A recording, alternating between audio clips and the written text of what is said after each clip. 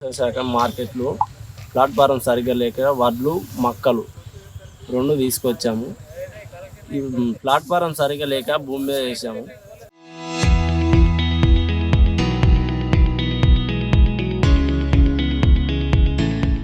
అది ప్రొద్దున దాకానేమో ఎండబెట్టడం అవుతుంది, నైట్ కుప్ప వేసి తాడ్పత్రి వేయడం జరుగుతుంది. కావున మేము తాడ్పత్రి వేస్తున్నాం, నైట్ మొత్తం ఇక్కడనే పడుకుంటున్నాం.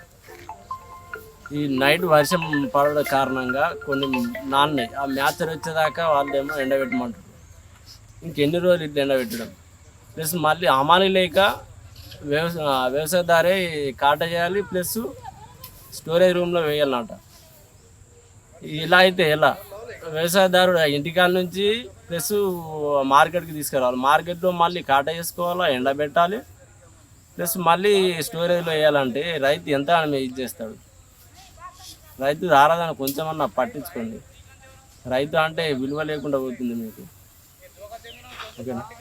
ఆకలికి దూపలికి చస్తున్నామన్నా ఇంకొంచెం ఎండబెట్టి ఇక కానంపూర్ రైతు మార్కెట్కు వస్తున్నాము.